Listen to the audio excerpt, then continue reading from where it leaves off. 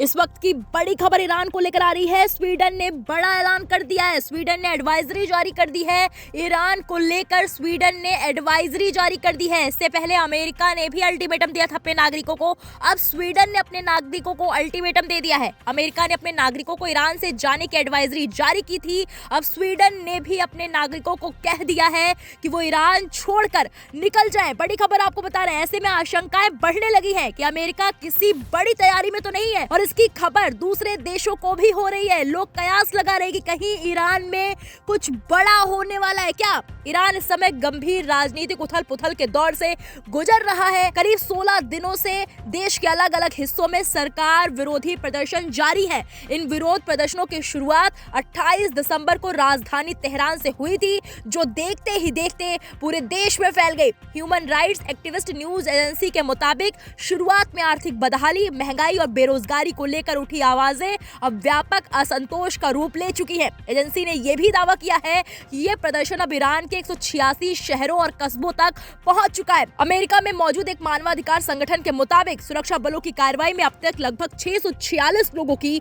मौत हो चुकी है। हालांकि इन आंकड़ों की पुष्टि अभी तक नहीं हो पाई है। इस घटनाक्रम पर अंतर्राष्ट्रीय प्रतिक्रियाएं भी लगातार तेज होती जा रही हैं। अमेरिका के राष्ट्रपति डोनाल्ड ट्रंप ने सरकारी विरोधी प्रदर्शनों के दौरान हुई हिंसा पर कड़ी प्रतिक्रिया देते हुए कहा कि अमेरिका ईरान में हस्तक्षेप के लिए कड़े विकल्पों पर विचार कर रहा है। ट्रंप के बयान के बाद पश्चिम एशिया में तनाव और बढ़ने की आशंका बढ़ गई है। वहीं ईरान की ओर से सख्त लेकिन संतुलन रुख सामने आया है। ईरान के विदेश मंत्री अब्बास अराक्ची ने कहा कि ईरान का किसी पर सैन्य कार्रवाई करने का इरादा नहीं है, लेकिन अगर देश पर हमला हुआ तो वो युद्ध के लिए तैयार है। यानी कि वार पलटवार जुबानी जंग शुरू हो चुकी है।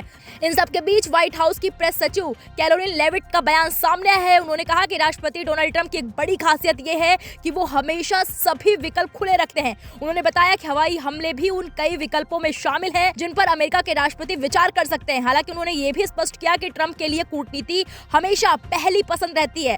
लेविट के मुताबिक राष्ट्रपति ने पिछली रात कहा था कि ईरानी सरकार सार्वजनिक रूप से जो बयान दे रही है वो उन संदेशों से अलग है जो अमेरिकी प्रशासन को निजी तौर पर मिल रहे हैं। इसके साथ ही उन्होंने जोर देकर कहा कि राष्ट्रपति ट्रंप जरूरत पड़ने पर सैन्य विकल्पों का इस्तेमाल करने से नहीं हिचकते और अगर जब वो इसे जरूरी समझेंगे तो सेना का सहारा लेने से पीछे नहीं हटेंगे। लेविट ने कहा कि ये बात ईरान से बेहतर कोई नहीं जानता। यानी कि अमेरिका में कुछ बड़ी प्लानिंग चल रही है। इस बीच स्वीडन और अमेरिका ने अपने नागरिकों के लिए एडवाइजरी जारी कर दी है कि जल्द से जल्द, यानी कि जितनी जल्दी हो सके, ईरान छोड़ दें। अमेरिका ने ईरान में चल रहे हालात के बीच अपने नागरिकों से कहा है कि वो देश छोड़ दें। अमेरिका का कहना है कि प्रदर्शन हिंसक भी हो सकते हैं। ऐसे में गिरफ्तारियां और लोगों के घायल होने का खतरा बढ़ रहा है। सुरक्षा व्यवस्था कड़ी कर दी गई है। कई सड़कें बंद हैं, पब्लिक ट्रांसपोर्ट प्रभावित है और इंटरनेट भी कई जगह बंद कर दिए गए हैं। ईरान सरकार ने मोबाइल, लैंडलाइन और देश के इंटरनेट नेटवर्क पर पाबंदी लगा रखी है और एयरलाइंस ने ईरान आने जाने वाली उड़ानें रद्द कर दी हैं या फिर सीमित कर दी है। ऐसे में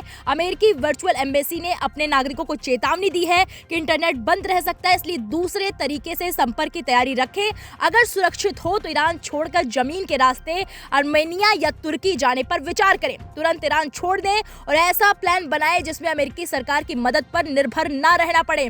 अगर नहीं निकल सकते तो किसी सुरक्षित जगह पर रहें और अपने पास खाना, पानी, दवाइयां और जरूरी सामान जमा रखें। यह अमेरिका की तरफ से अपने नागरिकों को अल्टीमेटम दिया गया है, एडवाइजरी जारी की गई है। अमेरिकी राष्ट्रपति डोनाल्ड ट्रंप ने अपने चिर परिचित अंदाज में ईरान पर और दबाव बढ़ाने के लिए टैरिफ बम फोड़ दिया है। यह भी इस बीच बड़ी खबर सामने आई। उन्होंने ईरान की अर्थव्यवस्था को चूर करने के लिए उन देशों पर 25% का टैरिफ लगाने का ऐलान किया जो ईरान के साथ मौजूदा हालात में बिजनेस कर रहे हैं। अपने social media platform truth social पर पोस्ट करके उन्होंने ये जानकारी दी कि आगे ईरान और उसके साझेदारी पर आर्थिक दबाव बढ़ाया जाएगा। हालांकि अभी इस बात की जानकारी नहीं दी गई है इसे किस तरह से लागू किया जाएगा और इससे किसे छूट मिलेगी। इन सब के बीच बड़ी खबर आपको बता रहे हैं। अमेरिका और स्वीडन ने अपने नागरिकों के लिए एडवाइजरी जारी कर दी है और कहा है कि जितनी जल्दी हो सके ईरान को छोड़ दें।